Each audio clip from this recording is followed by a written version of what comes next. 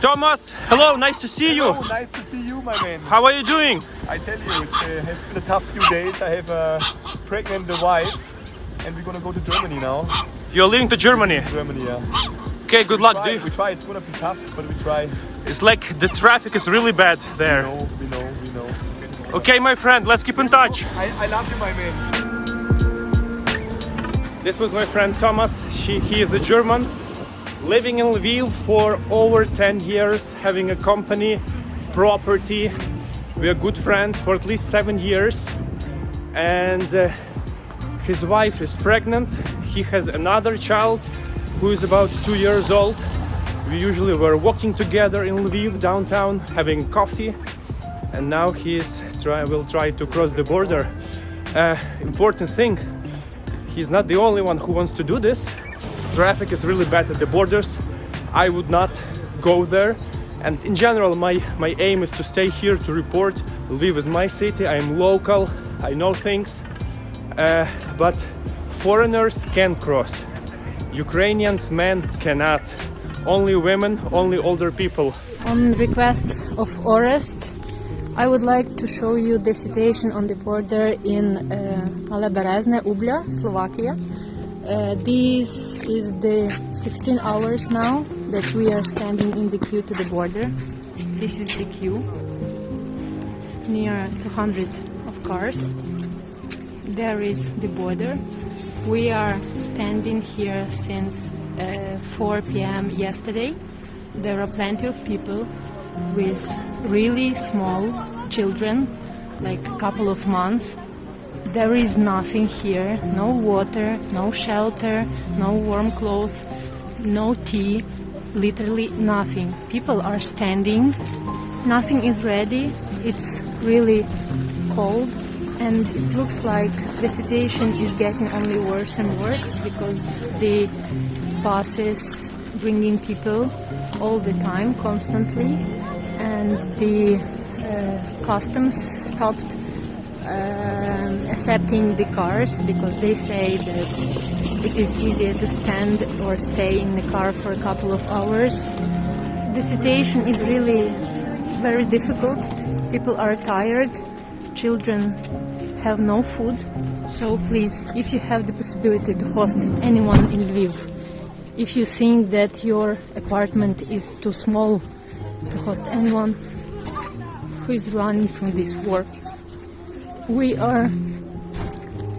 have packed our life in one suitcase, and we are 7 people, 5 children and 2 mothers who try to escape from this situation.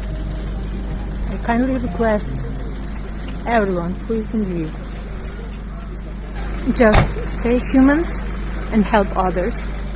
Since Zakarpatska Oblast or Transcarpathian province of Ukraine is the most distant area of the country from the military action, which is now happening in central and eastern Ukraine, many people prefer to go there absolutely naturally. Many of them are not able to cross the border for various reasons, and here is a short video from another friend of mine who shared her experience in the recent time.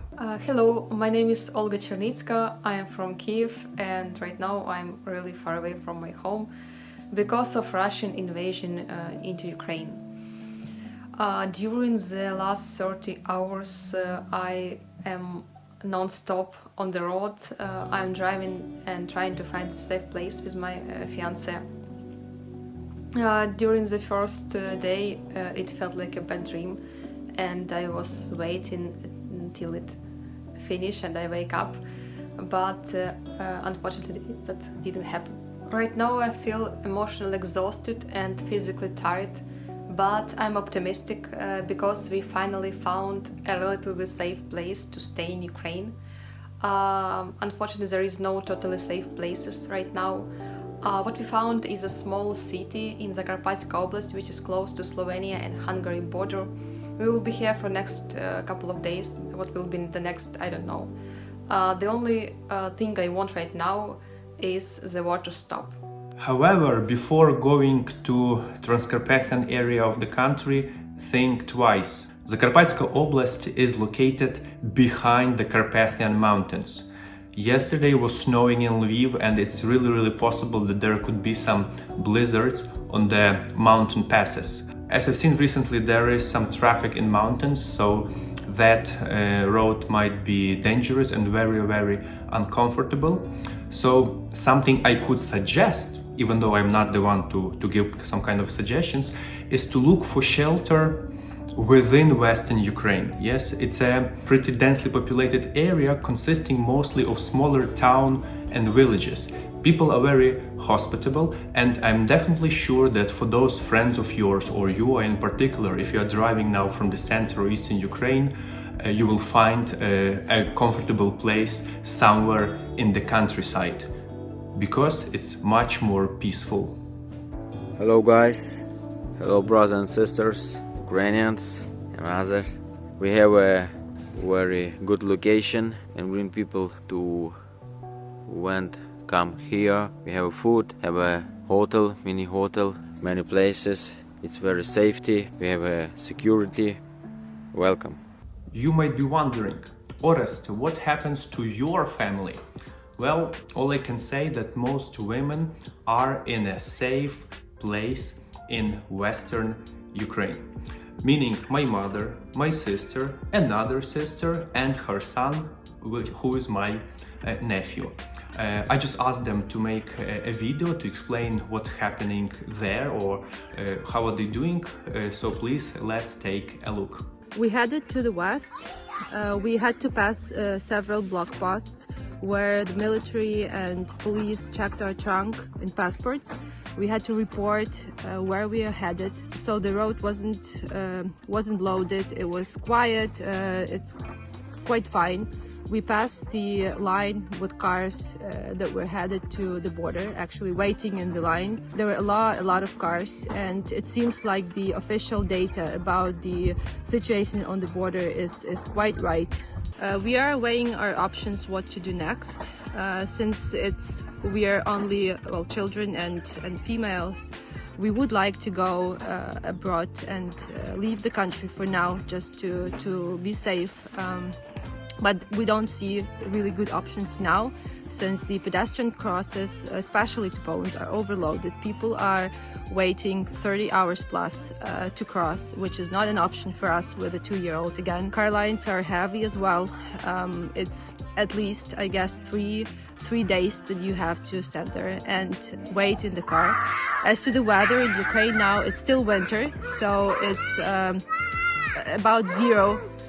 During the night it can get -2 Celsius or up to +5 during the day, so you have to have the heating on in the car while waiting, and again petrol it might be on the limit, so it's again is not an option for us, so we don't see a good option right now.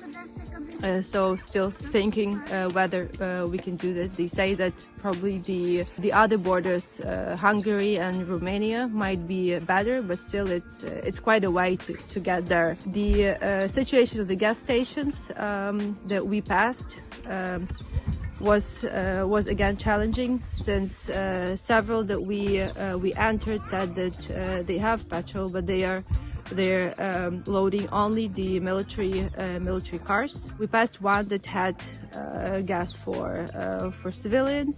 There are ways to get it, but still there are lines everywhere. We are staying at the house of distant family. It's an old house. It's from the middle of 19th century, quite historical. And we have electricity here, we have water and stove heating, so it's warm and we feel quite safe here. We also have internet connection, which is very important to us as well, of course, to be connected through our mobile phones. So those of us who work in IT is able to continue working, and during the day that's what we do to keep the things running. We do regular things like we do the house chores and entertain kids. We are hoping this will not last much longer. In the nearest time, My ladies, together with the nephew, are planning to cross the border to Poland. We have also arranged a good place for them to stay there with other friends of mine. Thank you a lot, Polish people. You're really helpful towards our nation in this crucial time. And men are staying in the country, also together with me. As for me, I decided to stay in Lviv because I want to show what's happening here, and I think it's very valuable material that I am showing to you guys. If you agree, please put like here, share this video. I believe it's very important. Also, my lovely wife Marta, she decided to stay with me together. My father is here. Every man who remain in Ukraine is actively participating in different types of resistance using their superpowers. So for example, they're joining some cyber army, they participate in the paramilitary units, and in the nearest future I want to show you how this process looks. I am doing the media support and engage my international global community in order to help many different processes in our country. So basically everybody is busy, everybody is working together towards our resistance and towards our nearest victory. Traffic in westward highway directions in Ukraine remains relatively active. This is a huge line of traffic, and all people are trying to escape from central Ukraine and move to the western part of Ukraine. And this is a block post between two Ukrainian oblasts, between two Ukrainian regions. And over here now the police is checking the cars and checking the luggage of every passenger and the documents of them. So that what we have right now in Ukraine, there is a huge internal migration, and with all that migration we have many negative consequences and not very happy people on the road. I could say angry people on the road. Block post, police and more cars. So people still continue to arrive, and in the nearest time I want to show you a video about how we take care of refugees here in Lviv. But in the meantime I took a small comment from the guy who just arrived from Kyiv to Lviv. Please take a look. Hello, I'm Pavlo from Kyiv. I'm currently in Lviv, and we evacuated from Russian aggression. How did you manage to do this? Was it easy to leave Kyiv? No, it wasn't. The very first few kilometers we were like traveling 1 kilometer per hour, and we spent like over 16 hours in a car with non-stop. My brother was driving for over 20 hours non-stop, and this was crazy. Our legs were like getting numb. Yes, this was like not too comfortable. So you were traveling so slow because of the traffic was really bad, or there were like block posts on the way? Like, what was the reason? Why did you go so slow? Because the usual amount of time to travel, guys, from Kyiv to Lviv is around 6-7 hours, right? So for you it was much longer. Why? Exactly because of the immense traffic jams. This was like unprecedented. I have never seen anything like that before. Oh wow, okay, so why did you decide to go to Lviv, not our other place? Because it has a border to the friendly country of Poland, and this seems safe enough. Okay, good luck. Nice that you are safe now. Thank you. Remember Thomas at the very beginning of this video. So while my team is editing all these materials that you are actually watching, he just sent me like a small video on the WhatsApp that he recently crossed the border to Hungary, and that what he has to share, guys, with you. Yeah, hello from Hungary now. We managed to cross into Hungary yesterday. I had to get my family out of Ukraine. My wife, who is pregnant in the 8 months, and my 1.5-year-old son. It has been too much psychological pressure in the end, going all the time into the bunker cellars, when there was an airstrike alarm. Yeah, so all went well. We spent a night in the mountains, in the Carpathian Mountains. It was -12 outside. Sleeping in the car. I had to keep them somehow warm inside. Patrolling the car myself from outside the night. So for the time being, we will be first in Hungary for maybe a week or so, and then go to Germany, planning the birth. And we hope to return to our home in Lviv and our home our home in Ukraine really soon. Okay, my friend, I am not planning to go anywhere. I am staying in Lviv. I am looking forward to see you here.